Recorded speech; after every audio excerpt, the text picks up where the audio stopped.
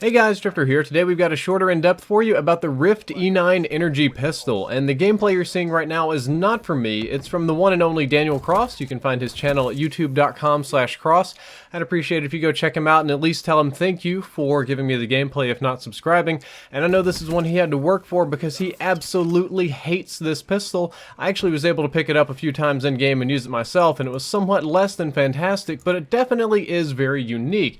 The Rift E9 fires energy projectiles and not hit scans. They work just like the Banshee, or kind of like the Tomahawk or the NX Shadowclaw crossbows. They're not instant, they take some time to travel. However, they do have a fairly wide hitbox and travel pretty fast. I think that they actually travel fast enough and have a wide enough hitbox to where in most cases, as long as you're not like very close range, you can treat them as hit scans and you don't have to lead your shots too much, but at medium and long range you're definitely going to need to lead your shots. The damage is 51 at all ranges. Unlike a lot of other weapons, it doesn't drop off or decrease over range, so it'll deal 51 damage at every single range, meaning that it is a 2-shot kill at all ranges, and it has no headshot bonus as well. Obviously, for hardcore, this means it's going to be a 1-shot kill at all ranges, and I would say it'd be more useful there, but so many guns kill in 1 shot in hardcore, it's not even funny. But 2-shot kill at all ranges is quite nice. Unfortunately, the rate of fire is very slow at 186 rounds per minute, coming in with the slowest rate of fire in the entire pistol category, with the exception of the Marshall 16, which you have to reload, so that's pretty slow anyway, and it has a burst delay. So the weapon fires 2-round bursts, and the delay is 550 milliseconds. So you pull the trigger, and it's a 2-round burst, kind of like the Grach or Grache in Advanced Warfare.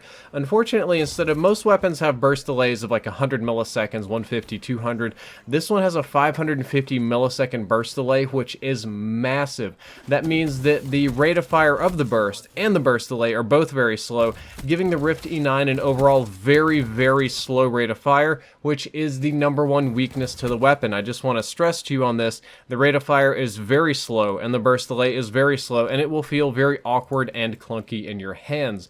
Magazine size is 12, and with extended mags that moves up to 16. What this means is that you can pull the trigger 6 total times or 8 total times depending on which one you're running, and it has extremely slow reload. The reload time is almost twice as much as the other pistols.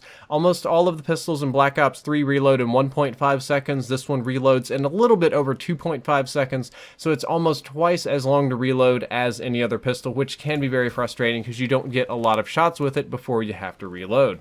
It has slightly slower handling properties and slightly wider hipfire spread than the other pistols, and I say slightly because there is some variation in the class, and generally speaking this one is on the slowest end of all of those variations, with the exception of the hipfire. It actually does have the worst hipfire, but not by a lot, just by a little bit. It just kind of got overall dumpy handling characteristics, so it's not going to feel pleasurable or fun to play with in your hands, and oh my god, that just sounds terrible out of context.